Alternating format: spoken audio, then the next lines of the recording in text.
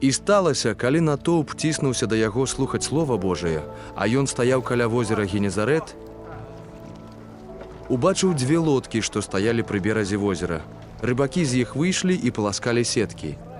Дык Ісус, увайшоўшы ў адну лодку, што была Сімонава, папрасіў, каб адплылі крыху ад берага, і седзячы навучаў людзей з лодкі.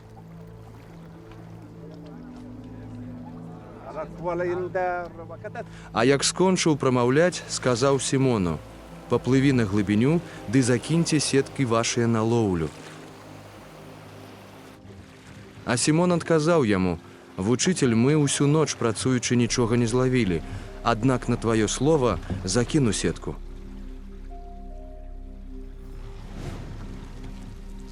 А калі гэта зрабілі, злавілі так многа рыбы, што сетка рвалася. Дык махнулі таварышам, якія былі ў другой лодцы, каб яны прыйшлі і дапамаглі ім. Дык прыйшлі і запоўнілі абедзве лодкі так, што ледзь не танулі.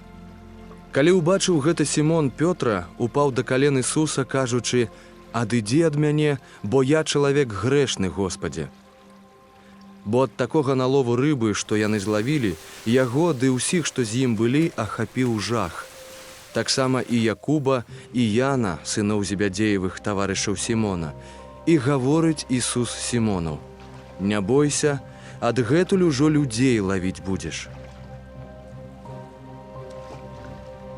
І выцягнуўшы лодкі на бераг, пакінулі ўсё і пайшлі за ім.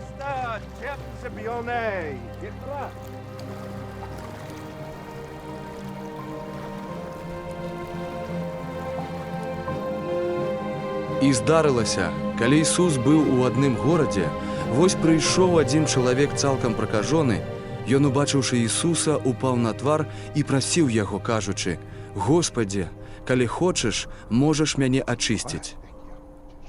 І працягнуўшы руку, Ісус дакрануўся да яго і сказаў: «Хачу, будзь ачышчаны». І зараз жа праказа сышла з яго.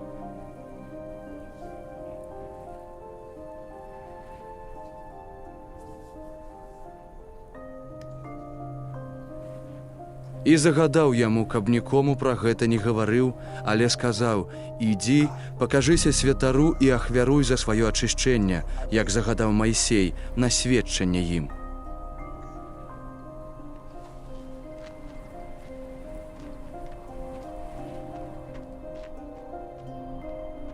Але тым больш разыходзіліся весткі аб ім, і збіраліся вялікія натоўпы людзей, каб паслухаць яго ды быць аздароўленымі ад сваіх немачаў. Ён жа аддаляўся ў пустыні і маліўся. І сталася, аднаго дня ён навучаў, і сядзелі фарысеі і заканазнаўцы, што прыйшлі з усіх гарадоў Галілеі і Юдэі і Єрусаліма. І моц Господава была ў яго на аздараўленне.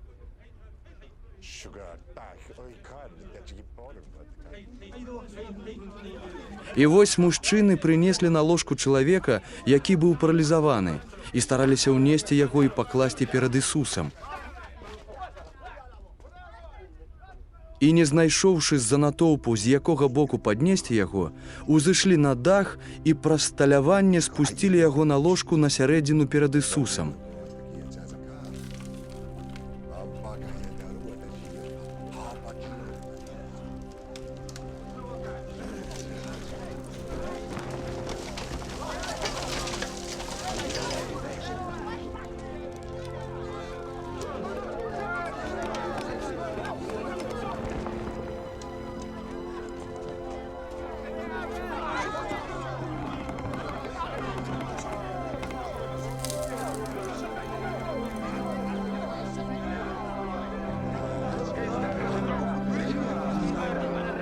І ён, бачачы іх веру, сказаў: «Чалавеча, адпускаюцца табе грахі твае».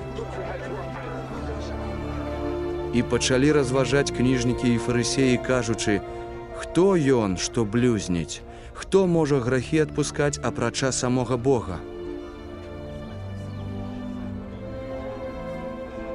А Ісус пранік іх разважанне і сказаў, адказваючы ім: «Што вы думаеце ў сэрцах вашых? Што лягчэй сказаць: адпускаюцца табе грахі твае, або устань і хадзі. Але каб вы ведалі, што сын чалавечы мае ўладу на зямлі адпускаць грахі, гаворыць спаралізаванаму: кажу табе, падыміся, вазьмі ложак свой ды ідзі ў дом свой.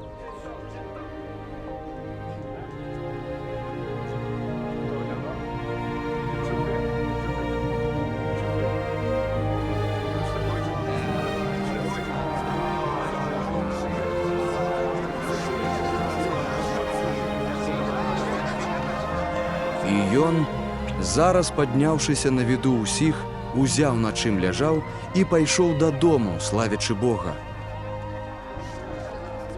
Дык усіх ахапіла здзіўленне і славілі Бога, і былі поўныя страху, кажучы: бачылі мы сёння дзівосы.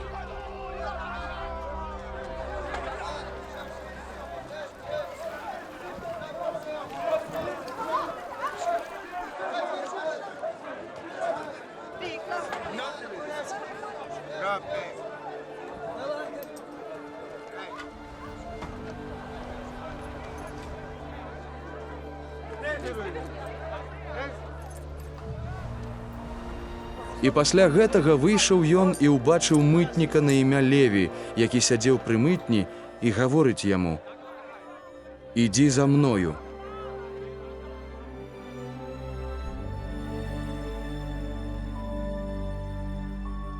І ён, пакінуўшы ўсё, падняўся і пайшоў за ім. Затым справіў яму Леві вялікі банкет у доме сваім, і было вялікае мноства мытнікаў і іншых, якія ўзлягалі з ім пры стале. Дык наракалі фарысеі і кніжнікі на вучняў яго, кажучы: чаму гэта вы з мытнікамі і грэшнікамі ясце і п'яце? І адказваючы, сказаў ім Ісус: нездаровыя патрабуюць лекара, але немачныя. Я прыйшоў клікаць несправядлівых, але грэшнікаў да навяртання. Але яны сказалі яму: Янавы вучні часта посцяць і моляцца, падобна і фарысейскія, а твае ядуць і п'юць. Ён жа гаворыць ім: ці ж можаце змушаць посціць вясельнікаў, пакуль жаніх з імі? Прыйдуць, аднак, дні, калі забраны будзе ад іх жаніх, тады посціць яны будуць у тыя дні. Казаў ім яшчэ для параўнання: ніхто латы з адзення новага не прышывае да старога адзення, бо і новае раздзярэ, ды лата з новага не надаецца да старога. Ніхто таксама новага віна не лье ў старыя мяхі, бо новае віно разрывае мяхі, і само разальецца, і мяхі прападуць. Але віно новае трэба ўліваць у новыя мяхі, тады адно і другое зберагаецца. Ды ніхто, п'ючы старое, не хоча адразу новага, бо кажа: старое лепшае.